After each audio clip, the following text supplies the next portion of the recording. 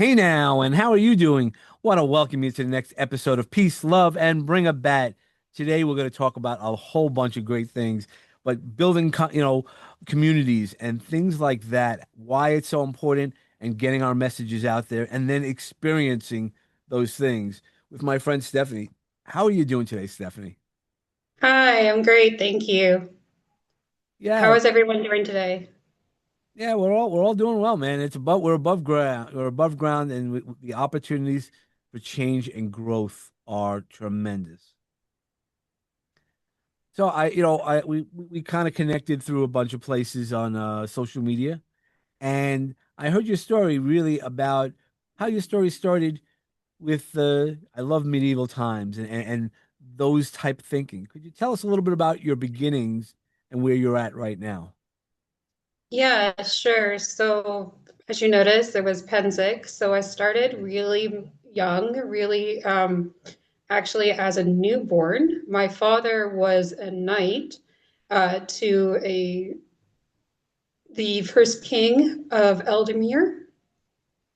So when everybody was doing Eldemir at the very beginning and really building it up for Ontario, my dad decided to pass me around and get all his squire brothers and everybody to applaud that I was being born and so proud, the proud dad moment. And I ended up being raised in that kind of society where you really just interact with a lot of people.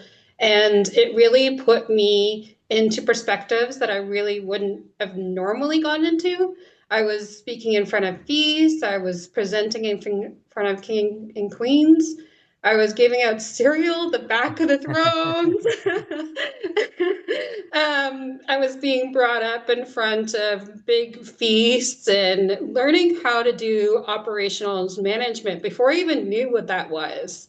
I was about 12 years old, and here I am singing in front of over 30 plus people for my first speaking experience, but I didn't even know what was speaking experience was.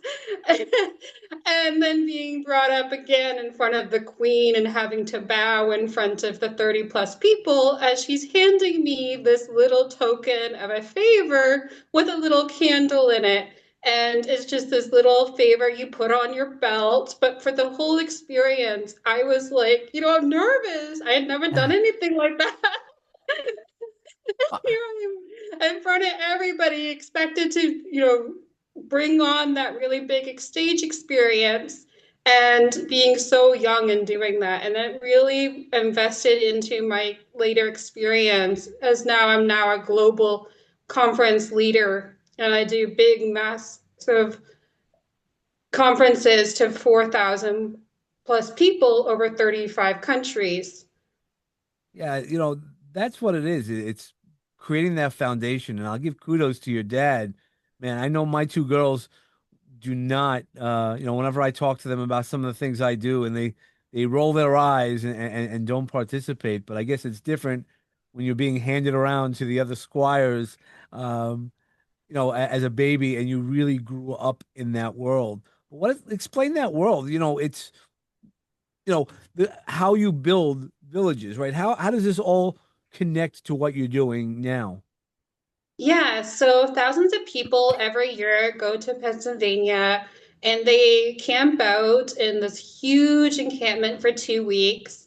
It is really, you build your tent on like the first couple days. And so you build this big medieval city, which is a huge undergoing, right? You could have to think there is thousands and upon thousands of people with those big steel metal plate armor. They've got their weapons, they've got the whole camping gear. They're parking their cars actually a mile away from the location because any technology is considered not goable, right? So this you want to build a completely on spot medieval city, which actually is completely between the 13th and the 17th century, which is really, if you have a huge hand for medieval stuff, you're going to absolutely love it. So I was really invested in this, and you have, cooking experiences, you've got classes, you've got medieval dancing. It's not just all the fighting. There is this bridge fighting. There's also the castle fighting. So thousands of people with big long wooden sticks come against each other. and, the crash of battle, you can think of it as these huge amount of people are just crashing at each other. It's really something that is memorable and kind of sticks with you. And then you're doing like these cooking with the roasted pit and just like roasting the hog over the fire. My dad was really good at bringing people together in his encampment area and have this roasted pit. And we actually had on his birthday, they were actually these jugglers that came over that had this crystal ball, and they actually would spin it around their body in front of the Baroness. And it was just this really gifted experience because what had happened was that there was this barking dog that just wouldn't stop barking in the middle of the night at 3 a.m. in the morning. Everybody's trying to sleep, right? And so the jugglers came over to apologize to the Baroness, and they put on this humongous experience for everybody. And there was, jugglers that were blowing fire. They were having this huge thing at my dad's birthday. And so everybody just kind of gathered together. And I found that it was really on part for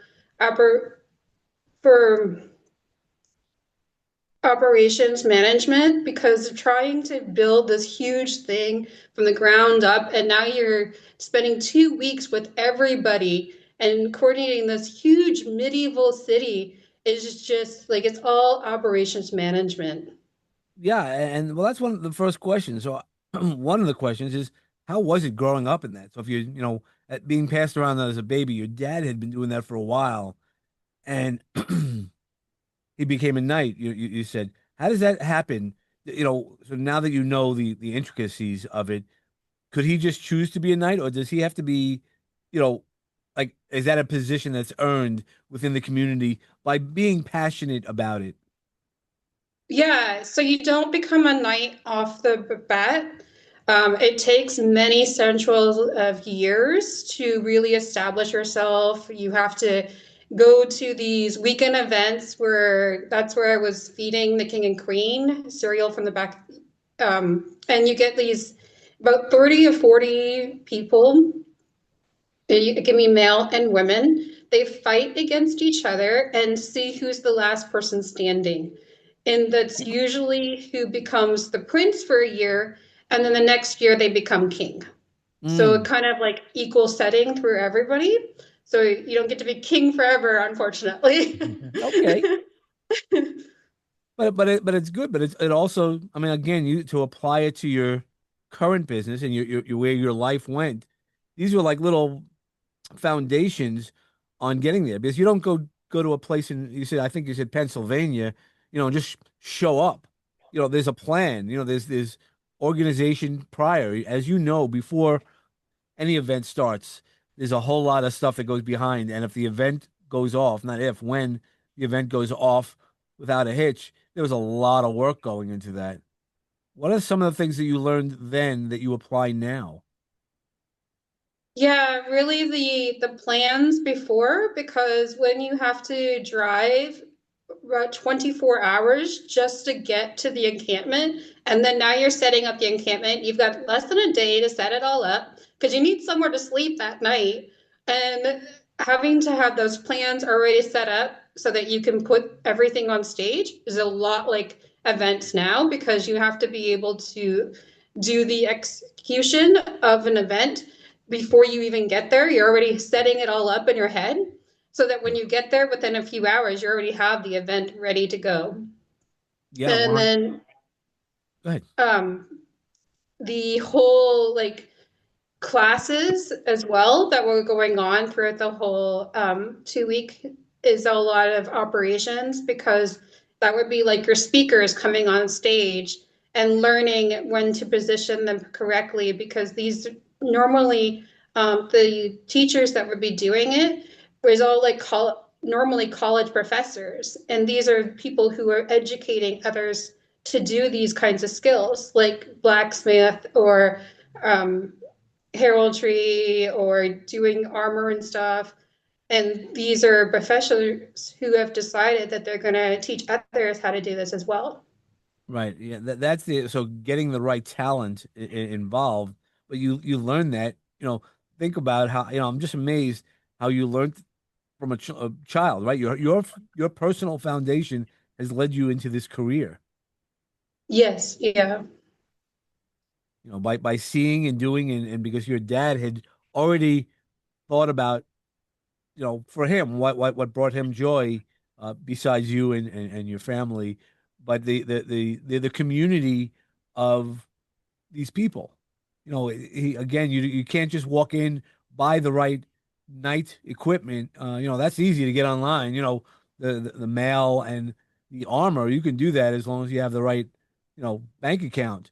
But he earned the right to be that, and that big, that shows fortitude and the things that you need in your career as an event planner.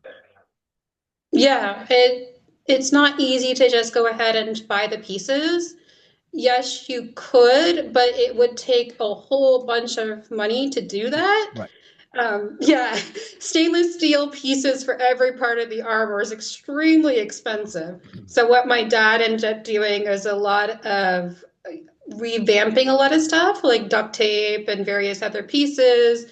And then the going was putting toilet paper on the end of the wooden stick so that when you hit somebody, it's not as hard. Sure. Yeah. Yeah, no, I've seen there's a crew here in New York. I know you're in Toronto, so that's also where you guys drove. It's again not something that you can put on a plane. You can't check in your armor and mail, or you can, but how expensive that is, it's better to drive. And you've been doing that for years, and your dad had been doing it for years. It's that passion to follow through with what you want to do that makes you really kind of separate and enjoy the experience that much more. Yeah, it is kind of hard to explain to the border police why there's weapons in the back seat. Yeah. My dad always had to show that he was a membership of the Society for Creative Activism, which actually got the border police. They're like, okay, hang on, let me check that, make sure it's okay to go across. Yeah, people tell them stories. I used to work at a job where I would deal with customs and border protection, not just at the border, but the stories that you hear, and obviously somebody who's crossing the border with mail, armor, and weaponry is going to get a little extra security look at. Yes, yeah. Yeah. So as you got older, so as this 12-year-old girl who fed cereal to the king and queen, what other tasks did you learn along the way? Yeah, so because my sergeant in my cadet corps had noticed that I was actually able to stand up, because I had faced some pretty challenging circumstances from Pennsic, being able to speak in front of what most people would have been frightened to speak of. Sure. Um, Being able to speak in front of the king and queen, I was able to communicate more effectively when it came to my cadet corps. So when I was in the junior ROTC, junior reserve officer training course in my high school, and because the cadet that was next to me, he didn't understand or remember why the ribbon on his shirt was for. And I was able to have the bravery and the backing of being able to explain it in front of the White House official when he came in to inspect my platoon. And right in the middle of it, I said, Sergeant, can I please talk to you? And he goes, why are you trying to speak up? Well, I'm trying to drill this other guy. And I'm like, honestly, sir, I know exactly what that ribbon is for. And I told him that it was the perfect attendance award. And he goes, oh, okay. Well, at least somebody in the platoon knows what the ribbon is for. And it actually saved my whole platoon. So when my sergeant found out I had saved the whole platoon from being completely eliminated on the 100th our anniversary, he actually found out some of my skill set from Pennsic. And my dad had explained what the whole medieval Pennsic was about. And it actually ended up getting me my first real, I'd say, event management position as a planes operation and training officer, because now I could actually show that I had done some operation stuff in the background from my Pennsic experience. And so they stationed me as a second lieutenant, leading the operations for military balls and school dances and stuff like that. And that kind of led to my career. Wow. So, that foundation. Now, now you said the White House. There was a White Yes, House representative. yes, Is that the United States White House? yes. How did that happen that or through the ROTC program, that's how you got to a representative of the White House? I was in the US. My dad was an ER nurse. He was Canadian, but he actually made more money in the US than he did in Canada. And because Mhm. he was the father of 8 children, Oh, it, wow. yeah, it was really important that my dad move where the more money was, Sure. unfortunately. And so I was with my dad when I was in high school. So that's how I got into Cheyenne, Wyoming. And Hmm. so um, that's how I got into the Cadet Corps. And I was literally the only Canadian in a US Cadet Corps. So that's how, when we had the 100th anniversary, the White House officials wanted to come check on our Cadet Corps to make sure that we were still running a JIT, because we were the oldest Cadet Corps that had been there. And so they wanted to make sure that everything was running perfectly, because there was a picture of our actual cadet corps that was actually sent to the White House specifically that has my picture on it. So they wanted to make sure everything was running well and smoothly and that we weren't making any mistakes. Okay, so not only did you step up, right? You spoke out when you might not have been had permission, but you knew the importance of of all of that, the recommissioning of your platoon, the 100th anniversary, the fact that the White House was paying attention to that. That was a pretty high stakes.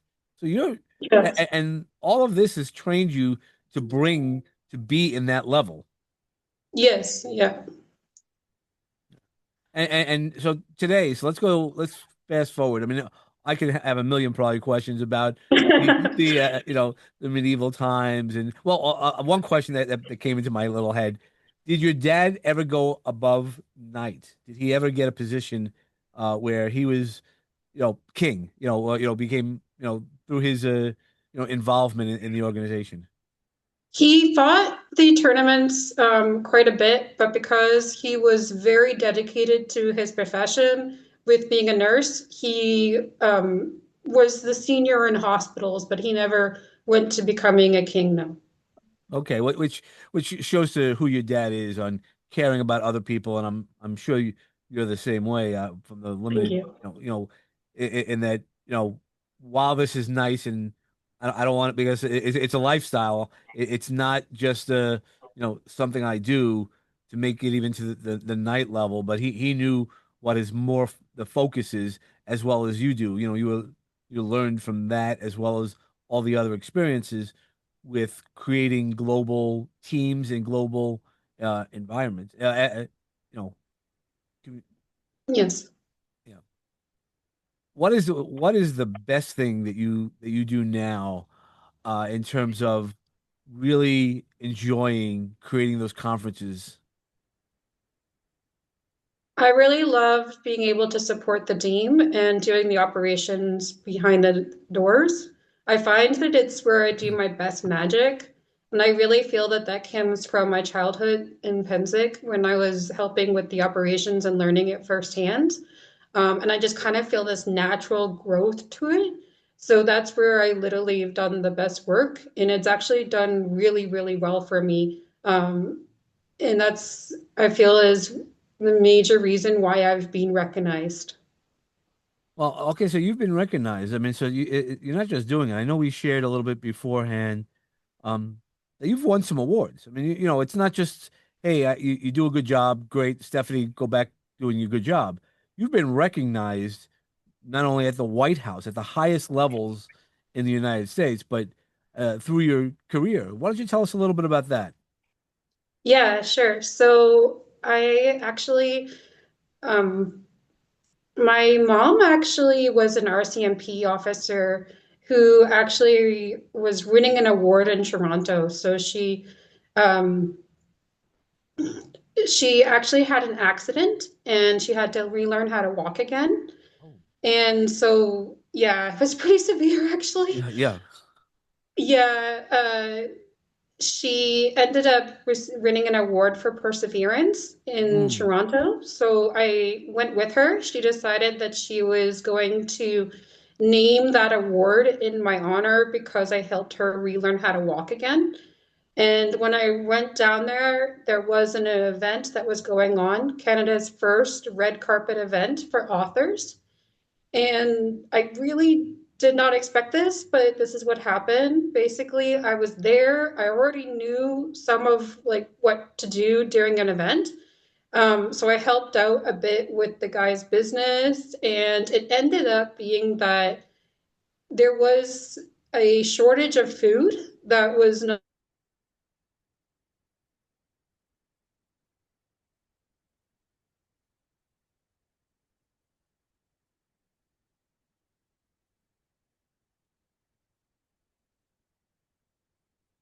Pennsic and being able to quickly make it go. You had broken up a little bit. We lost you a little bit, and we'll cut that out. The part it was really at the good part. So you were at the red carpet event for authors, and this guy asked you to help him out. Okay. Okay. Thank you. Yeah, so there was a shortage of food for the international speakers.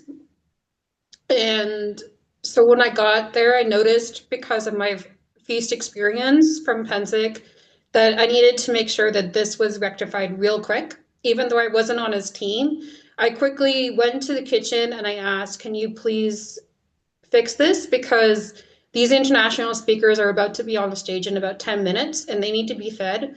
And it actually saved his company.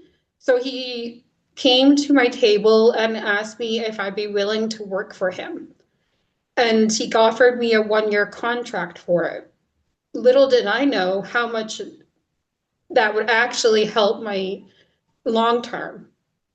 So, about every 3 months, while I was still being a full time college student, I was actually putting on these really big events. And so I was doing, a VIP luxury retreat where everybody was paying like $20,000 just to be at this big mansion. Yeah. Private event, private chef, the whole accommodations and everything. And I was doing as his personal right hand. I was co doing these events with him. And then we ended up doing an event that actually did a Guinness World Record. So in February 2020, I co did this event with him, and 126 authors signed the same book at the same time. And we had 4 radio stations, 3 broadcasts cover the whole event. And I was the actual person that was helping with the AV, doing the whole background event of Mhm. it. And yeah, we had an officiant come from London, England, who actually did the officiate, make sure everything was legit, everything was running perfectly. And it was counted and it was successful. So my client actually did win the award. And everybody that day actually went home with the Guinness World Record officially amazing certificates and international bestseller overnight. And then my career started to get even more out there because now I was doing US, I was doing London, England, Wales, I was actually becoming global before I even knew what global was at the time. And then the next event we did was actually a big national event. It was supposed to be Canada's second red carpet event in Toronto. Due to the pandemic and everything shutting down, I kind of suggested to him, why don't we make it a 2 day event instead of closing the event? Give even more international speakers, bring in a very big keynote speaker, and broadcast it, so live stream it over, and it actually got 4,000 people, 35 countries, 10 translators, and again, I was co-executing this with him. That's So incredible. this was massive. Yeah, but you knew you had the ability to do it because you had always knew the basics, the foundation, and you knew just pulling in the right team. So you're always able to use the resources that you have to further expand, you know, bigger doesn't mean scarier. Bigger just means I have to plan it differently and make sure I have the right support to make that go on. And Yeah. those are things you learned. I mean, when you create a village, I mean, when you first explained to me about these villages you build for 2 weeks, it's not just four guys sitting around in a here. It's a castle. There's a whole process to do it, and you understood that from a very young age. Yeah, yes. And No matter what the size is, there's still the backbone, right? And I've always been really good at making sure that there's a solid backbone, no matter the scale of the event. yeah, and to show you who you are again, much from your parent, both of your parents, again, your mom winning the perseverance, and that you helped her, and your dad, through his focus on taking care of people. You're definitely a people person in that you always look at the ultimate goals. Yes, thank you. Yeah. Excuse me. So, we're gonna round up the episode, but I just really am impressed on all of this. What is I want you to step into my little magic garden we always have, where you can leave one piece of advice, one seed of advice that might grow right now, like Jack's magic beanstalk, or something that it might take some time that you've learned over the years. What's one thing that you'd like to share right now? Be willing to be adaptive no matter the atmosphere you're in. I think I've really learned that quite a bit throughout, and I really think that that's got me into the recognitions that I do have, being recognized globally as well as nationally. And when I say that, you had mentioned the being able to be very accepting and loving of other people. I saw that working for the Canada wide was really helpful because I was actually able to help indigenous on and off reserve. Mm, So a lot of them, just recently within the last two or so years, did not have clean water, which is really shocking. And yeah, so we were able to rectify that situation. So that's why I was actually recognized at the national level for being able to be warm and loving and caring, to be able to care for others. And that's why I was recognized with the Public Service Award of Excellence, which is the highest award you can get. wow. And and it's all about key leadership, teamwork, and innovation. Wow, that's incredible. Well, congratulations to all your Thank you. awards and the prestige that you have, but you learned it. It's really all about learning it and applying it. Again, I'll go back to that part of when you saved the battalion, you know, you knew that you might have got into trouble for speaking out of turn, but you knew the right answer to help the platoon. Sometimes you have to put yourself down, put yourself in the way of trouble for the better good of everybody else. And thank you for my. How can people find you if they want to connect? Yeah, so I'm on LinkedIn, I'm on Facebook. You can also contact me at Ricker, Rickeer, Stephine, Stephine, at gmail.com. Okay, that's great. Appreciate that. And thank you so much for today's episode. Thank you. And everybody else, as always, we want you to start off with peace and love as your foundation. And when you start building things out, yes, you can bring a bat, but remember, those are the bringing the awesome thoughts. No, and just be awesome today. Thanks so much. Have a great day and God bless.